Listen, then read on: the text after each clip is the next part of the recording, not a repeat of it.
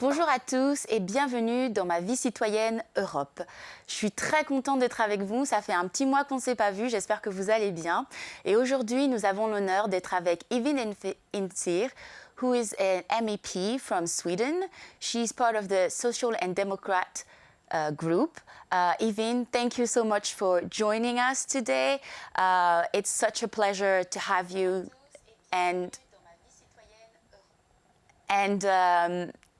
it's so good to have you here. Can you maybe explain a little bit of where you're from, how come you're here, what's your first impression of the European Parliament? So thank you very much to you for having me. It's my pleasure to be here.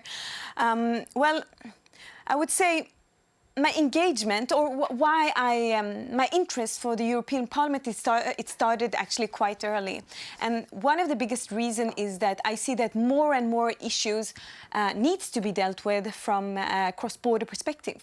That the countries or the nations themselves, the states themselves cannot alone address those issues. It's about climate change, which is one of our biggest topics right now. It's a matter of having a globe, a world to live in the future or not. It's about migration, to being able to together take the responsibility for people who are in need, because one state cannot do everything by itself, but many states can do much more. And there are quite a lot of issues that I early on felt that these issues, they really need to be tackled from another level than on a state level. And I also have always been a firm believer in international solidarity. I do not believe that solidarity should ever see any national borders. So that from that perspective, the national parliament has never been a choice for me, but the European Parliament have been, because I felt that that's where I could do the things that I would, and the things that are close to my heart. But I would also be frank with saying also that it has not always been a goal for me to sit in the European Parliament. What has been the most important is to be able to work for human rights, for democracy, for international solidarity, regardless of in which forum it is. You just talked about things that are closer to your heart. You are part of the LIBE committee, which is who deal with civil liberties and the fundamental rights at EU level. And in September, you were also part and leading the EU Anti-Racism Week. You also took part into the EU Girls Week. I mean, you've already been out there, and you've been, in plenary. I see you because I follow you, and I follow all the plenaries. That's one of the. Some people say it's a real pastime, but it's a good pastime for me. So I follow, and you always have the right things to do. You always seems to stood out, to step up for the little guys. So my question is, what are the LIBE committee priority for the next legislature? What are your priorities? I think to just start up with, it's for me, when I decided that I wanted to run for the parliament, and then I got the honor to be elected as a member of the parliament, it has always been clear for me, regardless actually on which kind of challenge I've taken on, to be very active in the areas and forums that I have taken on responsibilities. And therefore, it has also been for me very much important to be active in not at least the plenary session, but of course also in the committees and also in the delegations that I'm sitting in. I think when it comes to I'm sitting in actually two committees. One is LIBE, the Civil Rights, Justice and Home Affairs Committee, and the other is the Development Committee. And for me, the issues, why I chose those two issues, it's because I see a red thread. And that is democracy, human rights, and fight for those who really need to have a voice in the forums that they might not have a voice in right now. And I would say, when it comes to the development, it is, of course, about international solidarity. It's about humanitarian aid, it's development aid. It's about helping people that are in need outside the European borders. And in LIBE, it is about standing up for those values also internally. I do believe that European Union could be the force, the voice on an international level that we are lacking actually right now. We see, and we have previously seen, other actors as US and so on take that leadership for democracy and human rights, but they have now taken steps back. And there is a vacuum. Instead of letting forces as Russia, China and so on fill this gap, I would like to see the European Union, who stands up for democracy and human rights, to do that. But in order for European Union to really be able to do that, and also to promote those values, we also need to live up to them internally. We see how democracy is being dismantled in Hungary and Poland. That are issues that I think are very much relevant, that we need to tackle. And it's not only in those countries. We have also, now I'm happy actually with the change of government in Italy, but the previous government with Lega being one of those, also started to go the same way. In Slovakia, we have seen steps towards the same way as Hungary and Poland and so on. So we have huge problems when it comes to the rule of law and dismantling of democracy. The second is, of course, the issue of migration. We see more and more people that are in need because of humanitarian catastrophes, because of wars, because of climate change and so on. And therefore, we need a European Union that stands together and together take responsibility for people who are in need. My country has been one of those countries, Sweden, who have taken huge responsibility, and I'm very much proud of Sweden for doing that. But in a long term, one country cannot do that. If 28 countries did it together, it would be more it would be better for also those people who comes to Europe and who comes to those specific countries, because it would also facilitate and make easier the integration processes, for example, in the different countries. So I think migration is one of them. And of course the issue of rule of law, the other. And the third, I would say, is the fight and struggle against terrorism. Many times the far right and the right parties are addressing it, but they are addressing it from a total other angle that I think should be addressed from. First of all, I think that we as the left movements need to be speaking even louder about those issues and put forward our solutions on how to combat terrorism, how to combat, and when I talk about terrorism, I talk about, of course, religious terrorism, but I also talk about ideological terrorism. In UK, if we look at UK, we see that the white supremacy, the terrorism conducted by white supremacists is the biggest threat in the country.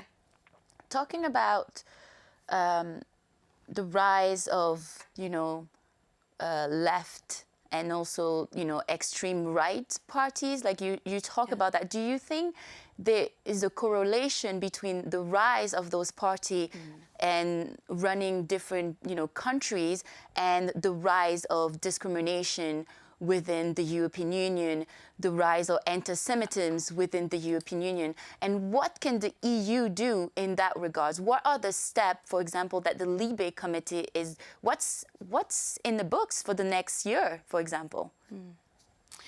So I totally do think that there is a correlation, that it is interlinked, because those far-right movements that are growing because of, not at least because of the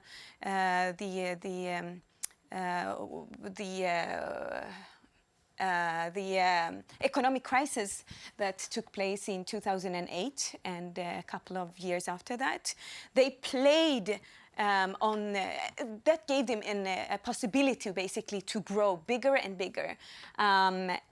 What they have done is that they have put, instead of saying that, okay, the economic crisis actually hit people, which means that the solution then should be basically a welfare state who provides people the need, instead of cutting down on the need that the people are, the things that the people are in need of.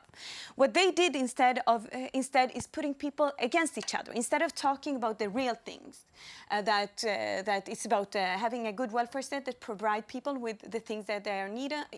They're putting people each other and saying, look, these migrants are coming. If we didn't put money on these people, we would be able to take those money and put on other stuff that you would be benefiting on. So what they have done is constantly to put people against each other and to put forward basically some kind of a hate between people, splitting aside the society and so on. And of course, the verbal threats, verbal arguments like that leads to the concrete and physical violence not to be too far away.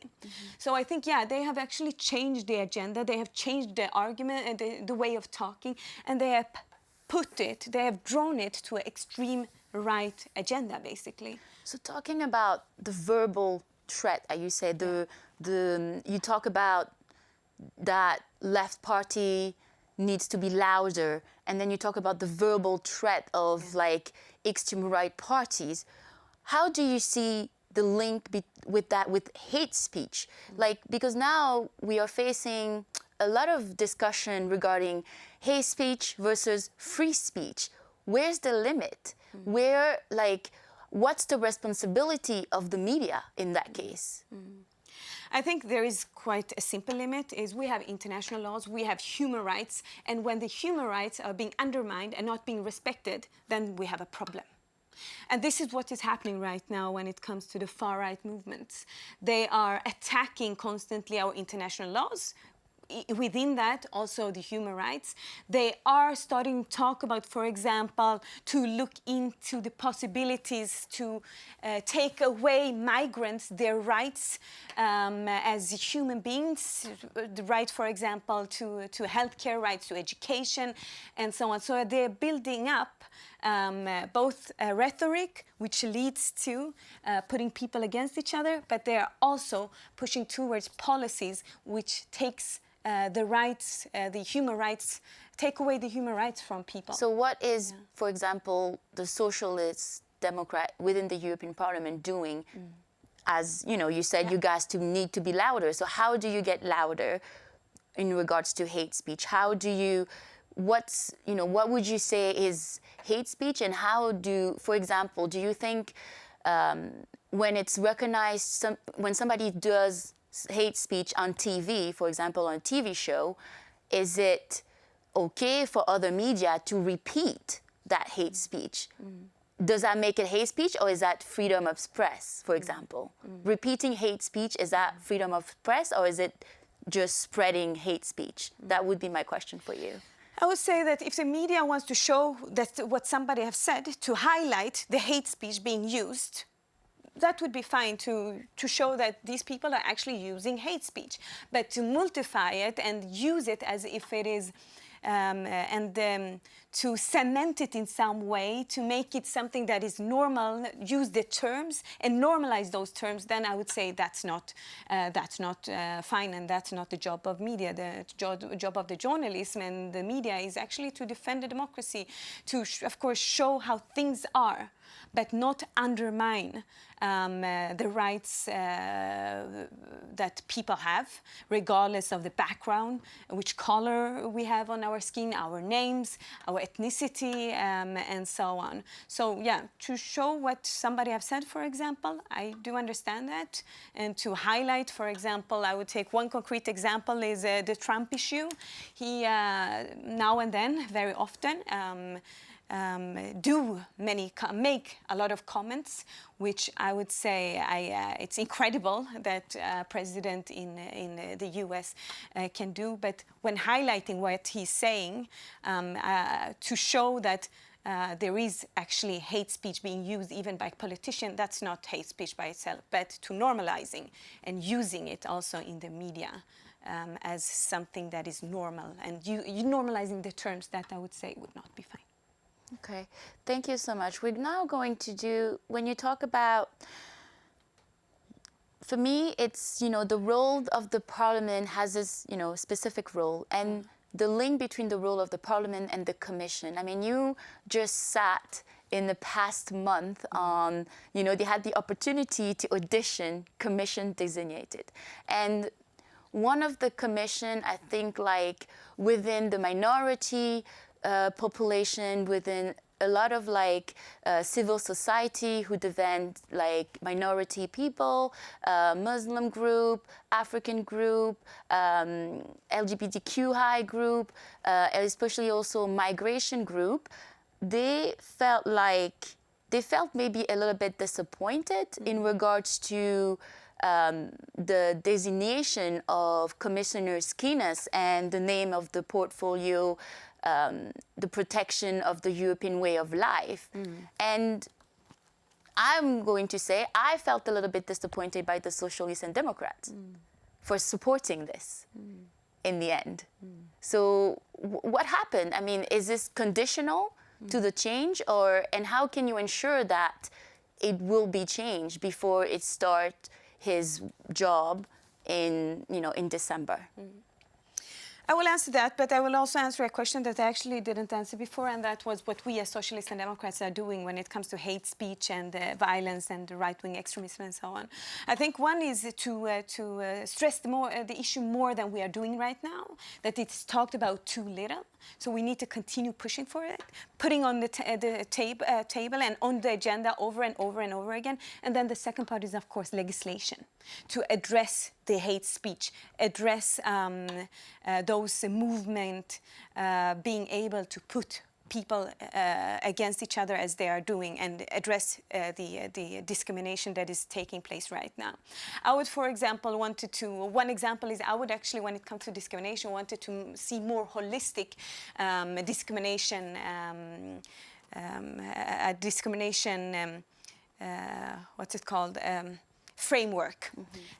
Because today we have different frameworks, which is not holistic in that sense. So I would like to see a more holistic one on a European level that also pushes the member states to implement it in their own countries, because we might not be the best on the European level, but it's even worse in some countries on a national level. So European Union should take the leadership when it comes to anti-discrimination, not at least. So when it comes to the Commission, to be frank, when I started and the whole discussions with the Commission came up, I was, of course, very happy when in the beginning we thought it's very close. Timmermans might become the head of the Commission, and then the day after we heard that not at least forces as Orban, so Fidesz in PA in Hungary, PiS in Poland and so on, did everything in their power in order to prevent it, and in the end they managed, with other interests taken into account also from other countries. We ended up with another proposals, Ursula von der Leyen, which I had actually not been heard about before. And I was, at that time, very sure that I will not vote for her as proposed commissioner, that because of the group she belongs to, because of some political statements that she has made, and so on. However, then 2 weeks of process went by, and the agenda of Ursula von der Leyen's agenda was set, where I saw that we as Socialists and Democrats managed to push through quite a lot of social democratic policies. And if we also see who voted for her and who didn't vote for her, we see that the far right didn't vote for her. We see even that some part of the EPP, her own group, didn't vote for her because they felt that she has given up too much to the Social Democrats, to the Socialists and Democrats, and to the left in general. That doesn't mean that the platform was perfect, but it means that from my perspective, the choice was, okay, we managed to push through quite a lot of social democratic policies. If we don't vote for her now, what would be the alternative? We might get an alternative, most probably from the EPP again, from the right party again, right group again, who will not be as willing to compromise as she might be when it comes to the political content. So that was why I chose to say yes when we voted voted on appointing her or on electing her. Then when it comes to the commissions, of course, and the different portfolios, I was myself not, and I am not still so much fond of the name, the European way of life. And that it's combined. My biggest problem is actually that it's combined with migration. Because when combining it in the way that it's combined, it sends a signal that the threat against the European way of life is coming from migrants. Pinning people against each other, right? Exactly. So that was and has been and is still my criticism against the portfolio. And then, of course, Ursula von der Leyen and also Shinaz were saying that, but that's not about that. It's about protecting the Article 2, about European values, and also referring to the dismantling of democracy, not at least in Hungary and Poland. I understand the answers, even though I think it sends a bad signal of combining the migration portfolio with the issue of values and putting the name of protecting the European way of life. However, what we did actually as Socialists and Democrats is we said yes, but with one condition also. We gave a proposal, an alternative proposal of the name of the portfolio. So we have actually asked for the commissioner, the president of the commission, to change the name of portfolio. So that was actually one of our requirements. So let's say it doesn't change, because I saw the audition, and I've been reading a lot of articles about a lot of interview that the president-elect did, and she doesn't seem like she's going to budge at all. In the audition, it didn't seem like he was able himself to be able to do anything about it. So how can you? So what happened if the way, like, you know, the name doesn't change? What's going to happen then? It's not just your party who gave like some sort of like red, yellow light. Yes, yellow card. Exactly. But we gave a conditionality into this. So what happened when it doesn't change? You are going to vote for the whole entire commission by the end of this month. And we are also waiting for her to give some kind of a life sign, because she has disappeared a bit, at least we haven't heard so much from the president-elect, Ursula von der Leyen. So, but I've also heard that there might be some slight moves. I don't know how true they are or not. I hope that it is true that she was very hard in the beginning, but there might be some slight moves. And I would be very happy if there was. But before we know where she has landed, and when she then had declared, I think we would need to have a discussion, of course. In the end, for me, it is the political content that is the most important. What do we get politically out of it?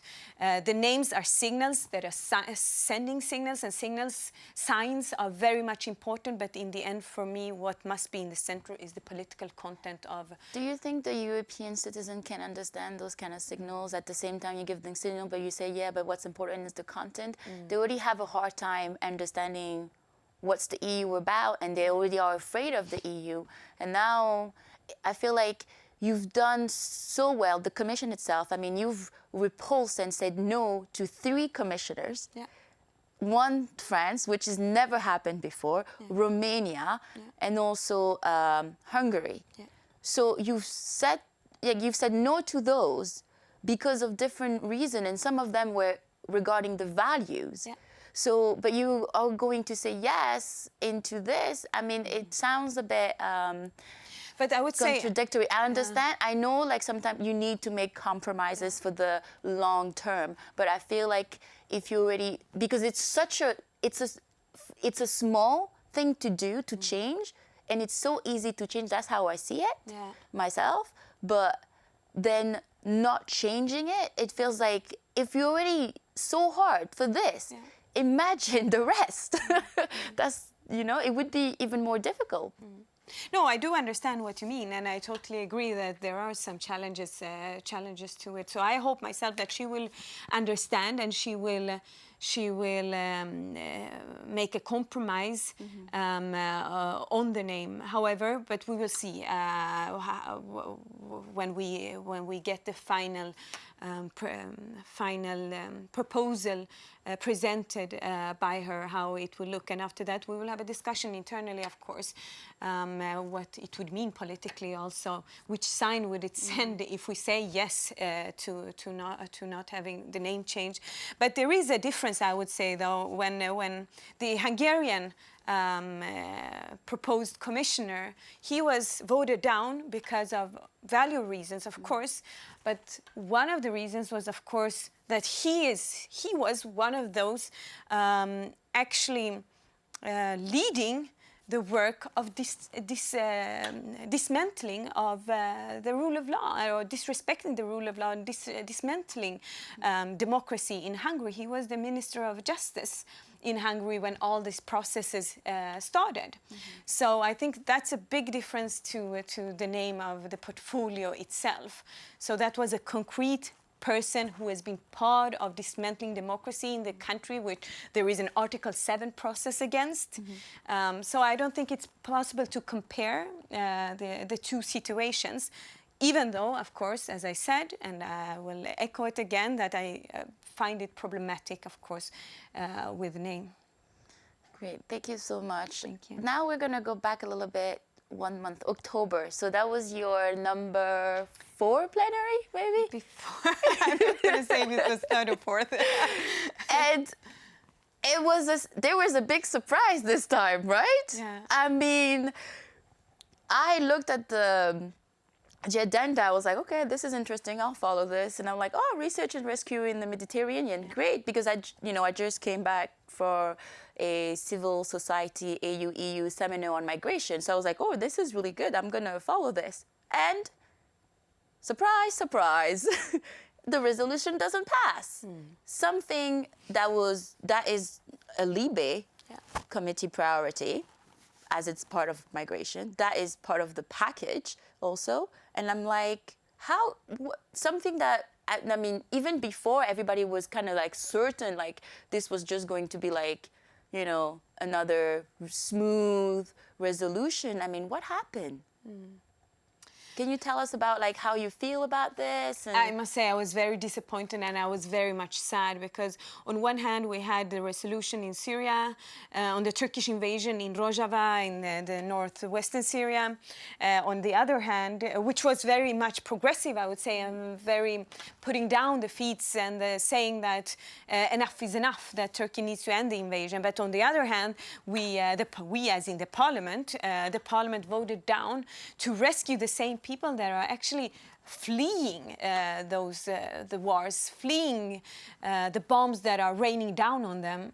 And I was, as I said, I was very, very sad and very disappointed. But this also shows how the parliament is composed right now. It is a far-right, the far-right movements have grown. We need to be frank with that. They have grown. They have become even stronger. And we also see EPP, the Conservative Party, the traditional Conservative Party, who is actually looking more and more towards the far-right side. And on some issues, even as this case of Safe and Rescue, finding common ground with them to voting down the resolution that would mean that the countries would together take the responsibility of helping people that are drowning in the Mediterranean Sea. I do believe, as I said in the beginning, that if 28 countries work together, they can take on the challenge, and they can take the common responsibility that is needed. Single states cannot do everything by themselves. It's impossible. It says itself that one state cannot do everything. And at the same time, I think it's absurd that countries like Hungary, for example, and Poland gets millions of euros. Hungary gets, I think, 40 million euros per year, 4 million euros, sorry, per year. I sometimes think in Swedish crowns, billion euros per year in different kind of support. And it's the same countries, for like 4 billion, it's the same countries that says, no, we are not going to take common responsibility for common challenges, as, for example, helping people that are in need. At the same time as it's the same countries that are dismantling democracy and not respecting rule of law and not respecting human rights. So what's the next step for, now this resolution is dead.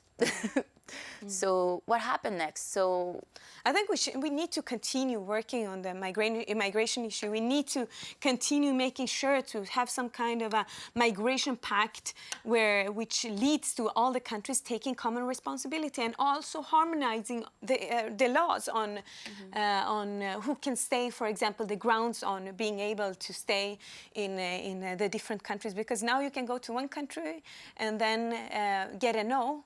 But if you had your try in another country, you might have gotten a yes. So there needs to be some kind of harmonization at the same time as the countries need to take common responsibility, shared responsibility. And my last question would be the role of citizen. And how do you, because you explained before your background and and I know you really it's important for you to go back and to really share and to make sure the people that voted for you understand what you're doing. So how do you do that on a daily basis? When it comes to migration, for example, how do you explain a citizen who is maybe don't have a job, who is struggling, who is discriminated, isolated, socially excluded? How do you explain to him what you're doing? How do you make sure, explain to him no, migration is not necessarily a bad thing for you, so then they don't feel like they are being left out? Because that's what a lot of people feel like when it comes to migration. They feel like they're being left out by the country. So yes, I feel like you're right. All the EU countries needs to work together, but the countries that are having a certain message, it's also to appease their citizens. So what do you say to that? You mean the people who see migration as a threat to their own rights, or that it doesn't lead to them being able to get fulfill their needs, the state to fulfill their needs. One thing here that I think is important is that we need to, when it comes to poverty, when it comes to elderly not having good pensions, for example, or pension to even live on, people not being able to have jobs, states not being able or not offering good healthcare, good and free healthcare and education and so on to the people. That's not about migration. That's about the economic policies. So we need to also address the economic policies, the root cause of the situations of why people are in poverty and why in some countries the poverty is growing. So the economic policy, I think, is very much important to address.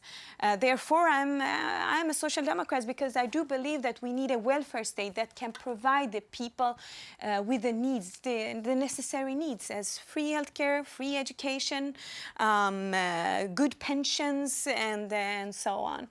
So I think it's important to divide it to the two issues. But what we see is, in country after country, we see, or in at least some countries, we see how the governments are cutting down on the taxes. They are selling out state properties and so on. You cannot cut down on the taxes and then do believe that you would be able to have money to put on the welfare state, to be able to provide people with the basic needs. So in that sense, I think that it is very much important to divide the two topics and see that, the economic policy is one thing, the migration is another thing. But as long as we just cut down on taxes after taxes, we will not be able to provide our citizens with the needs, and we will not even be able to help people that are in need, that are fleeing from bombs that are raining down on them. Well, Evin, thank you so much for joining us today. And I mean, you have another plenary. I mean, you have 2 plenaries this week, this month, yes. I wish you really good luck. And I mean, do you have anything that you want me to watch out, like in the next agenda for the next plenary? So I have my TV time and blanket. No, I think it's going to be, we don't know the agendas, of course, 100% yet. The mini session agenda, we already know. But the other agenda, we don't know yet. But of course, I will continue being active in the plenary session as much as I'm also active in the committees. There are, at the mini session next week, there are actually some important topics, not at least are they related to foreign issues. For example, the illegal Turkish drillings outside Cyprus, which is, I think, very much important. If we take Cyprus as an example, it's a country who is a member of the European Union, but is still divided and is occupied. The north part of Cyprus is still occupied yet today since 1974. So we have even a country within Europe that we haven't been able to solve the situation for. So that I would say, is one of the issues that I would be very much active in. And then there are other points that I will try to steal speaking time for. But the other session in Strasbourg, we don't know the agenda yet. Okay. Well, thank you so much for joining us. Let's keep in touch, because Absolutely. I feel like there's more to come. So thank you everyone for watching. Feel free to leave your comments and your questions. If you have any question for Evin, I'm sure she'd be happy to send you a reply. So je vous dis à tous à dans un mois. Ce sera décembre et là il y aura beaucoup de choses. Allez, gros bisous. À bientôt.